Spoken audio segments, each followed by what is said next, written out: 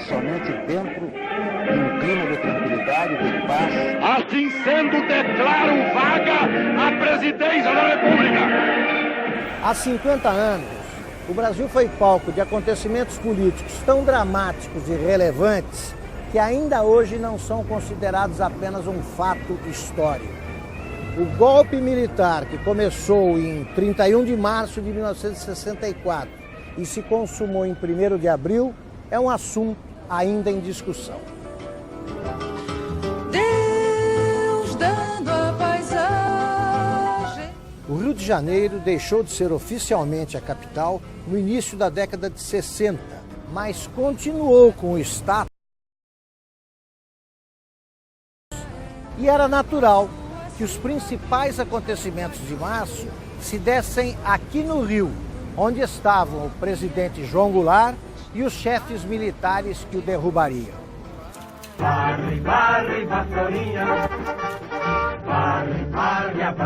O drama desencadeado em março de 1964 começou a desenhar-se em agosto de 61, quando Jânio Quadros renunciou à presidência e foi substituído pelo vice João Goulart.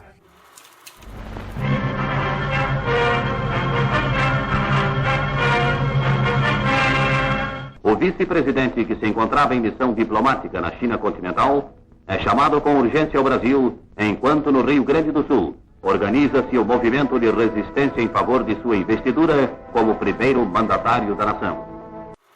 E o parlamentarismo renasce no Brasil como fórmula inteligente e alta de contornar a grave crise político-militar que afligia a nação.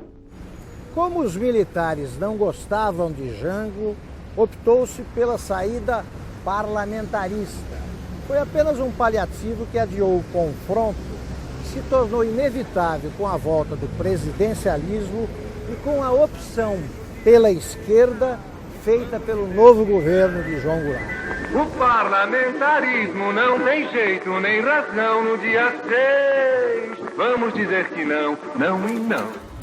Em 13 de março de 1964, uma pressaga sexta-feira 13, dezenas de milhares de brasileiros se reuniram na Central do Brasil, diante do prédio do Ministério da Guerra, como se chamava então o Ministério do Exército, para participar do chamado Comício das Reformas.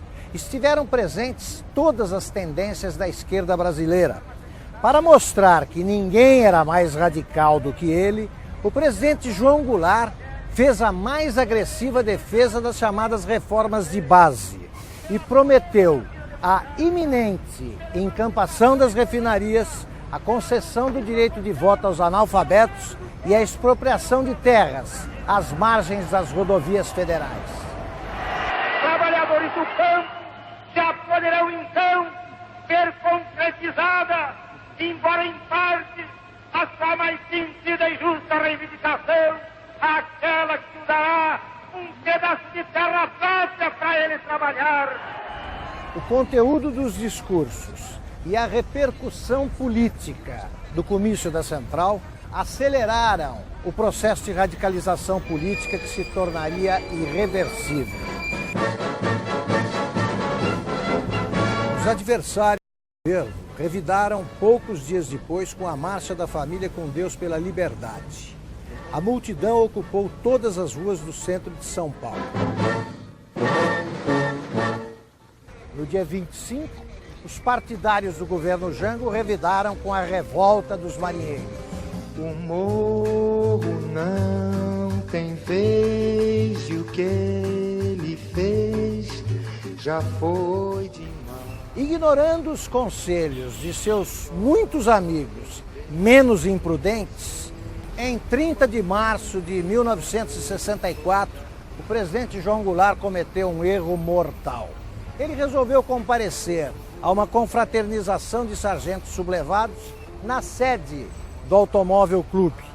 Para os líderes das Forças Armadas, foi a prova definitiva de que o presidente da República insuflava a subversão da hierarquia.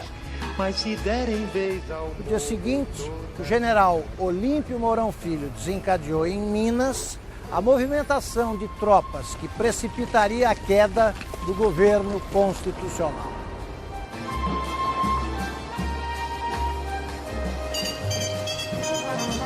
Jango passou a noite do dia 31 e toda a madrugada tentando inutilmente resistir. Na tarde de 1º de abril, ele decidiu voar para Brasília. Sem sequer tocar o solo da capital, seguiu para Porto Alegre e depois para o exílio. Podem me prender, podem me bater, e eu não mudo de opinião. João Goulart sempre soube que, no momento em que deixou o Palácio das Laranjeiras e o Rio de Janeiro, ele virou ex-presidente. O presidente da República deixou a sede do governo, deixou a nação acéfala. Assim sendo, declaro vaga a presidência da República. Estamos no segundo pavimento do Palácio do Planalto, no local onde o Marechal Castelo Branco, dentro de mais alguns minutos, irá receber a faixa presidencial das mãos do Sr. Pascoal Ranieri Massini. Em 13 de dezembro de 1968, outra sexta-feira 13, foi decretado o ato institucional número 5, e então começou a ditadura militar sem disfarces. O presidente da República poderá decretar o recesso do Congresso Nacional, das Assembleias Legislativas e das Câmaras de Vereadores por ato complementar em estado de sítio ou fora dele, só voltando os mesmos a funcionar quando convocados pelo presidente da República. Há 45 anos foi decretado o ato institucional número 5.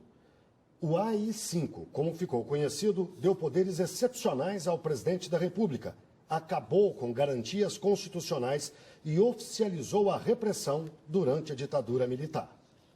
O golpe com a deposição do presidente eleito constitucionalmente foi em 31 de março de 1964 e no dia 13 de dezembro de 1968, uma sexta-feira como hoje, houve o golpe dentro do golpe, com a decretação do ato institucional número 5. O AI-5, como documento ficou conhecido, dava plenos poderes ao presidente da República para decretar a intervenção em estados e municípios, suspender direitos políticos, fechar o Congresso Nacional, censurar jornais e acabar com direitos constitucionais como o habeas corpus. O presidente era o general Arthur da Costa e Silva. Sob o comando dele, a repressão aumentou. Entre 64 e 68, 39 pessoas desapareceram ou morreram por ano. A partir do AI-5, este número saltou para 50, de acordo com dados da Comissão Especial de Mortos e Desaparecidos Políticos. O AI-5 foi a reação dos militares à insatisfação popular que era vista nas ruas. No dia 26 de junho, cerca de 100 mil pessoas foram às ruas do centro do Rio de Janeiro protestar contra o regime, a morte e perseguição de opositores políticos. Na passeata dos 100 mil, como ficou conhecida a manifestação, artistas, estudantes e intelectuais também protestavam contra o regime.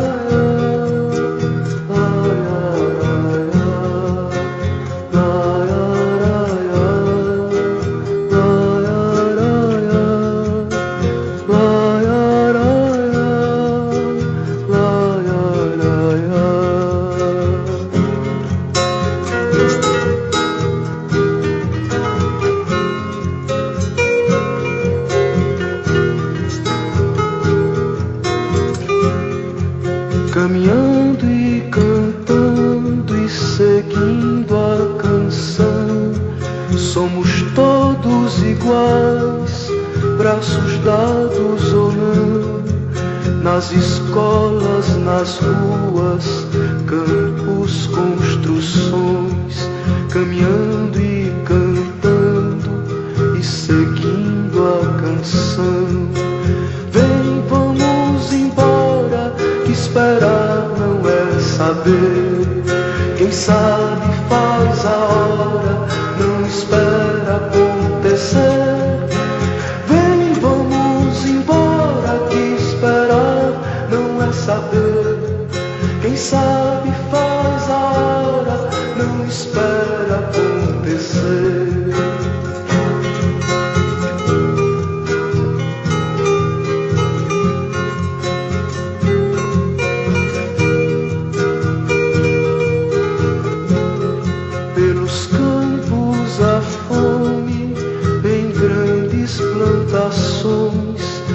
pelas ruas marchando, indecisos cordões ainda fazem da flor seu mais forte refrão e acreditam nas flores vencendo canhão.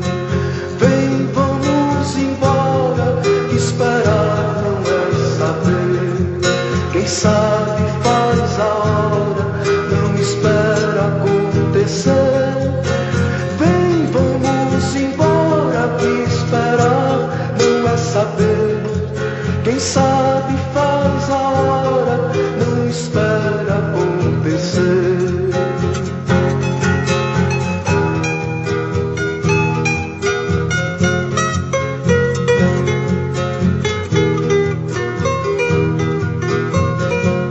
Há soldados armados, amados ou não, quase todos perdidos, de armas na mão. Nos quartéis lhes ensino uma antiga lição de morrer pela pátria e viver sem razão. Vem, vamos embora, que esperar não é saber. Quem sabe faz a hora, não espera acontecer. Vem, vamos embora, que esperar não é saber. Quem sabe faz a hora, não espera acontecer.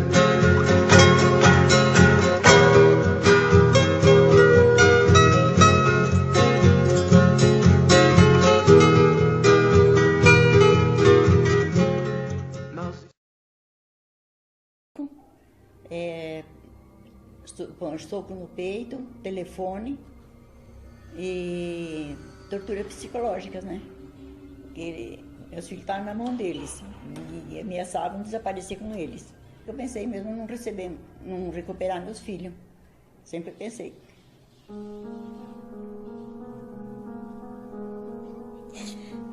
Desculpa. Torturas e ameaças que Dona Hilda jamais vai esquecer. Ela foi presa por causa do marido, que era militante político na época da ditadura. Virgílio Gomes da Silva foi assassinado aos 36 anos durante a Operação Bandeirantes. A morte só foi confirmada em 2004, mais de 30 anos depois. E até hoje, o corpo dele está desaparecido. O desespero de Dona Hilda é também o de muitas famílias que sofrem sem notícias de parentes que desapareceram durante o regime militar. É o caso de Laura, que perdeu os 3 irmãos na guerrilha do Araguaia. A minha família foi dizimada, porque 60% foi morta pela ditadura militar.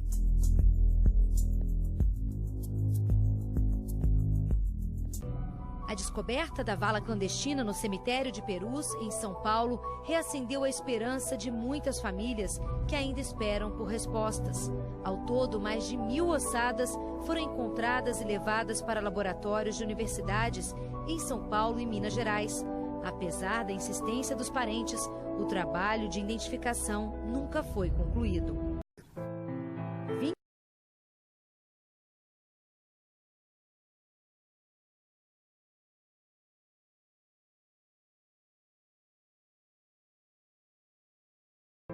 São pessoas como Hilda e Laura que até hoje buscam a verdade.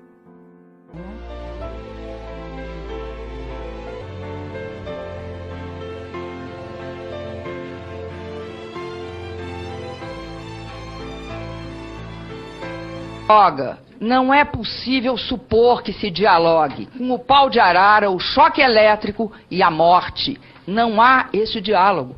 Qualquer comparação entre a ditadura militar e a democracia brasileira só pode partir de quem não dá valor à democracia brasileira. Eu tinha 19 anos, eu fiquei 3 anos na cadeia e eu fui barbaramente torturada, senador. E qualquer pessoa que ousar dizer a verdade para interrogadores compromete a vida dos seus iguais. Entrega pessoas para serem mortas. Eu me orgulho muito de ter mentido, senador, porque mentir na tortura não é fácil. Agora, na democracia se fala a verdade. Diante da tortura, quem tem coragem, dignidade, fala mentira. A sedução, a tentação de falar o que ocorreu e dizer a verdade é muito grande, senador.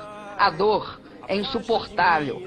Eu me orgulho de ter mentido, porque eu salvei companheiros da mesma tortura e da morte.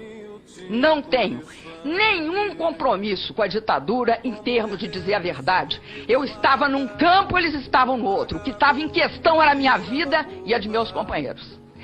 Não há verdade, não há espaço para a verdade. É isso que mata. O que mata na ditadura é que não há espaço para a verdade, porque não há espaço para a vida, senador.